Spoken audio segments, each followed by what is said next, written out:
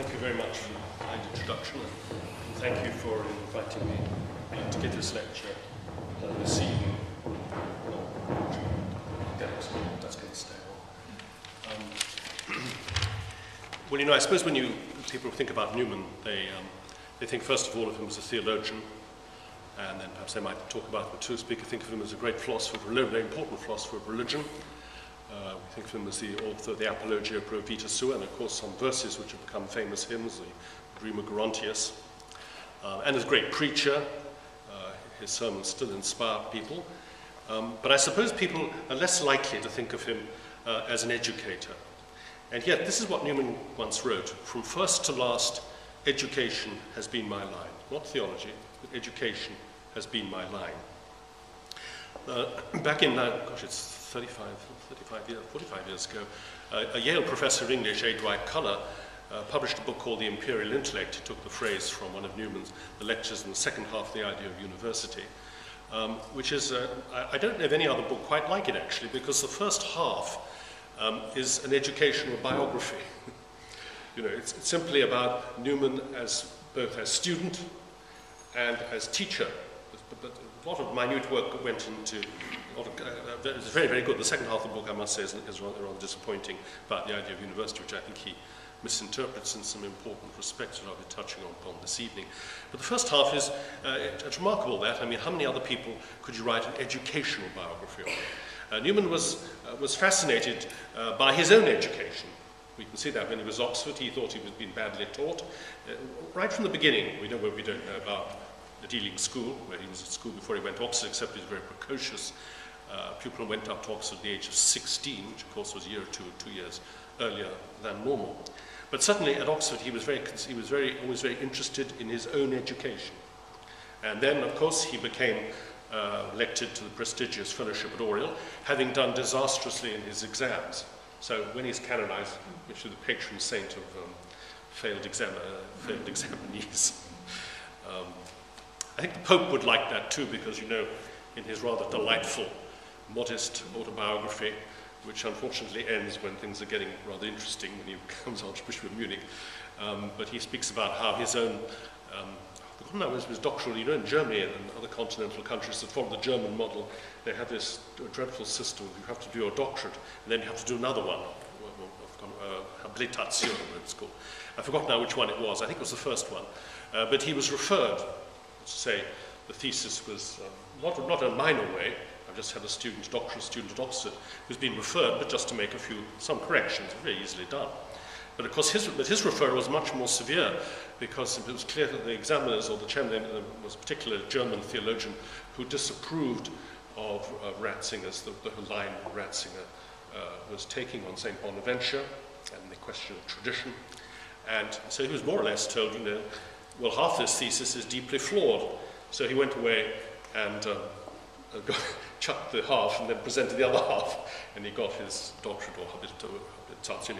So I'm sure the Pope would be, and yes, he says in his autobiography, I've always been very sympathetic to doctoral students since that time, since that sort of potential disaster for his own academic career.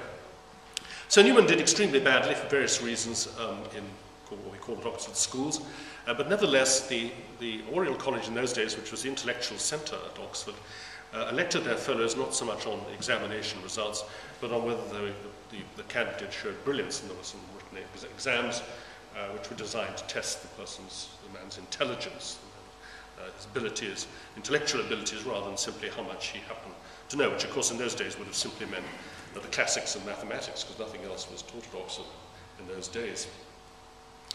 And then he was made a tutor at Oriel. Not all the fellows taught, but the tutors did. Nowadays, of course, everyone does except research fellows. Well, even I do some teaching. But he became a tutor, and he wrote that his heart was wrapped up in it. You know, we think of him as the famous vicar of St. Mary's, Oxford, the great preacher, the leader, charismatic leader of the Oxford movement.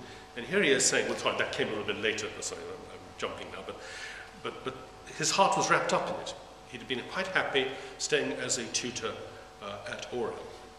Now, providentially, and God moves in mysterious ways, the provost took exception to the way Newman persuaded his fellow tutors to alter the teaching system at Oriel. It became something much more like the modern tutorial system they have at Oxford and Cambridge.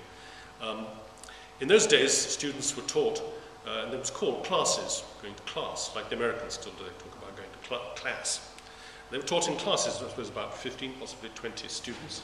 And then on top of that, then you had a sort of moral tutor who was responsible, because remember, Oxford was then an Anglican university, and you couldn't get in unless you couldn't matriculate unless you signed up to the 39 Articles. And so most of the fellows were practically all of them were in fact in holy orders.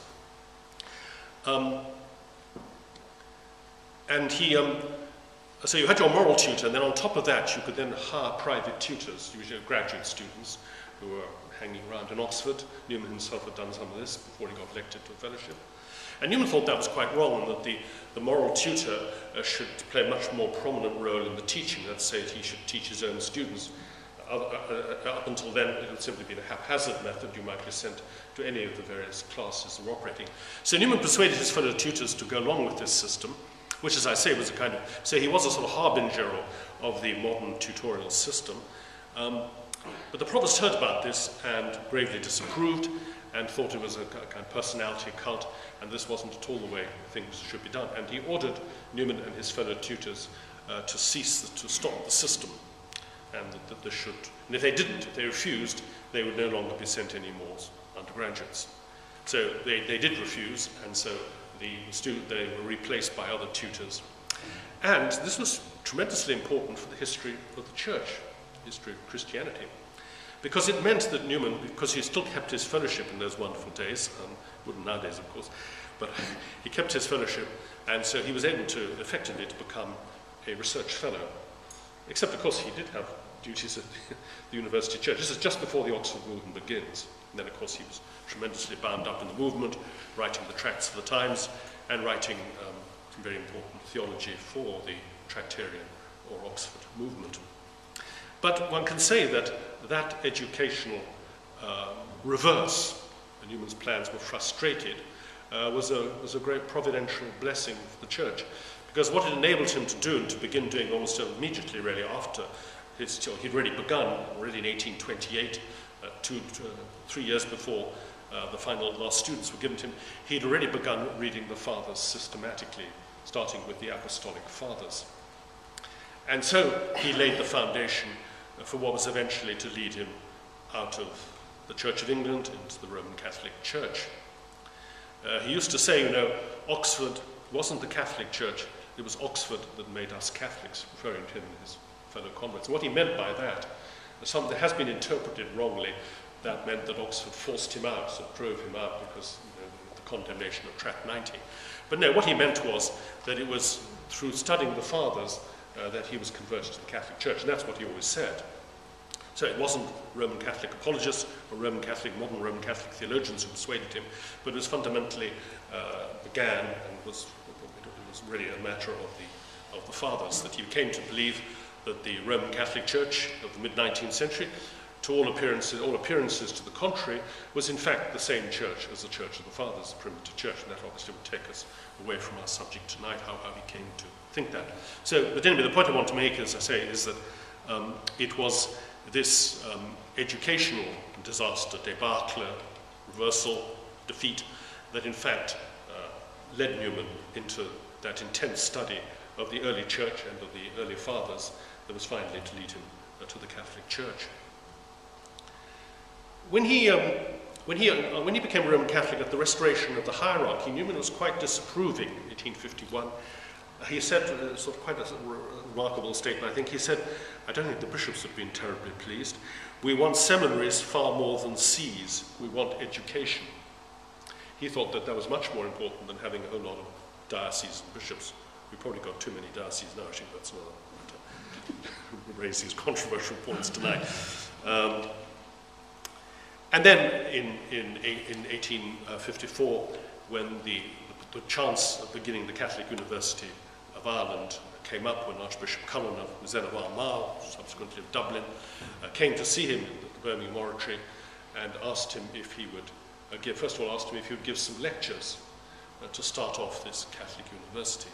And those lectures, of course, became eventually the great classic, educational classic, The Idea of University. It's still the classic work on tertiary education. And then subsequently, eventually Newman was asked if he would become the first president or rector of the Catholic University. And this was really his dream, of course, because he wanted now to pick up where he had left off at Oriel, and that he'd now have the opportunity, which he was foiled in Oxford. He'd now have the opportunity to set out the kind of education that he wanted. Now, people have very often, I think, he's been underestimated his achievement in Dublin, which eventually, of course, came to pieces, and he himself left after 4 years. And he had a lot of problems. Of course, he was an Englishman, a foreigner, in a country that was still under British rule. The bishops were deeply divided among themselves as to whether this university was really practical, but the Pope had told them they had to do it. And Cullen was not by any means a popular figure among his fellow bishops. And there was also the question, because you know, Ireland is always a very complex matter, and one of the big divisions between the hierarchy was on the one hand, Archbishop Cullen, who had been rector of the Irish College in Rome, and had seen what Italian nationalists did in Rome, people like Garibaldi, and was terrified of nationalists, and so he ordered Newman not to appoint any Irish nationalists to jobs in the Catholic University of Ireland. And Newman actually refused. He disobeyed Cullen. He was able to get away with certain things because Cullen had the ultimate sanction Cullen had was to sack him. Other things he couldn't do. He wanted to appoint a vice-rector, but there the bishops had that appointment in their hands, so there was nothing he could do about that. But on this particular point, it's interesting to note that he appointed the so-called Young Irelanders, or Irish nationalists, whom Cullen deeply disapproved of. But of course, in the West, in the Archbishop of Tuam, Archbishop MacHale, Milan of the West, he was a vehement Irish nationalist who disapproved of Newman's appointment because he was an Englishman. So you can see how Newman was caught between these different positions. And as he said, you know, I'm only an Englishman in Ireland. And he didn't realize, too, I think, one of the big problems, of course, was getting a degree, getting degrees recognized. He'd hoped that the secular degrees at the university could be recognized by the Queen's University of Ireland, the Queen's Colleges, which had been set up to provide non-denominational university education. Up until this point, there'd only be the Anglican Trinity College, where, like at Oxford, you had to be an Anglican to go. So clearly this was the government had to do something about this because there was a rising Catholic and Presbyterian middle class who wanted university education. There was no provision for them. And it was in response to the Queen's, the non-denominational secular Queen's University that the Catholic University of Ireland was set up. I think, as I say,